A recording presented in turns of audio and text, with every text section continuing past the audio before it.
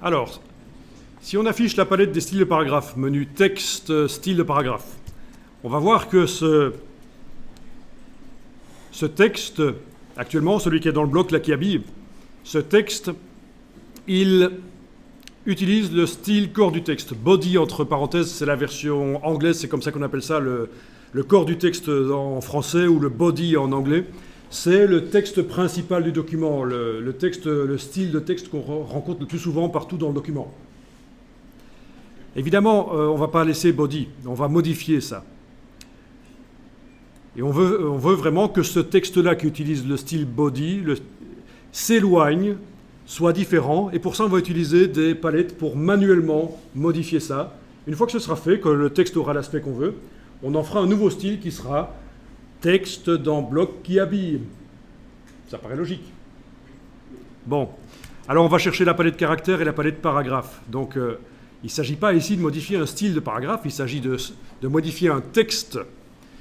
Et puis on créera un style de paragraphe au départ de ça. Donc menu type dans la version anglaise, menu texte en français, palette caractère. Vous pouvez aussi aller chercher la palette paragraphe, peut-être qu'elle vient avec chez vous.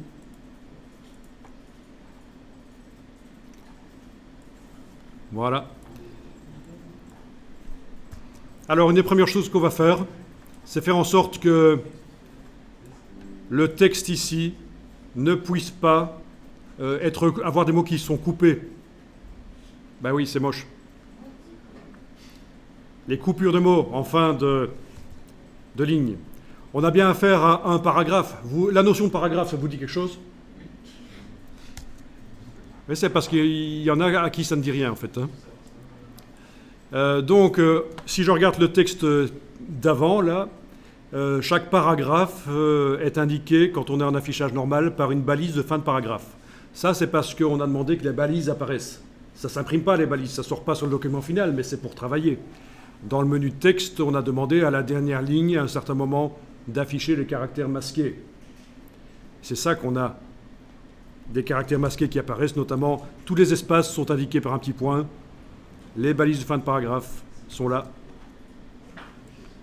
Ok, donc ici on n'a pas une balise de fin de paragraphe, mais on a un signe hashtag, c'est la même chose, ça équivaut à une balise de fin de paragraphe. Alors ce qu'on va faire ici, c'est aller dans le menu de la palette paragraphe.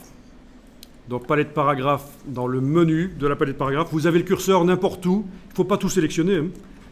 Parce que ça modifie tout le paragraphe, en fait. Il ne faut pas commencer à sélectionner tout comme ça, c'est pas obligatoire. Avec la balise, pour bien faire. Ok, elle ne veut pas. Ok, vous cliquez n'importe où. Et puis, vous allez dans le menu de la palette paragraphe, demander césure. Vous allez décocher la césure carrément. Vous avez le mot césure 2 fois ? Sinon, il faut aller dans césure avec 3 petits points. Et dans la boîte qui s'ouvre, il faut aller décocher ici. Alors oui, la version anglaise, écoutez, faites un effort, franchement. Tout le monde sait que césure en anglais, ça se dit hyphenation, quand même.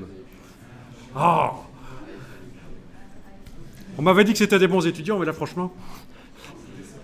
Oui, là... Hyphenation avec un H. Hyphénation, prononcé à la Emmanuel Macron.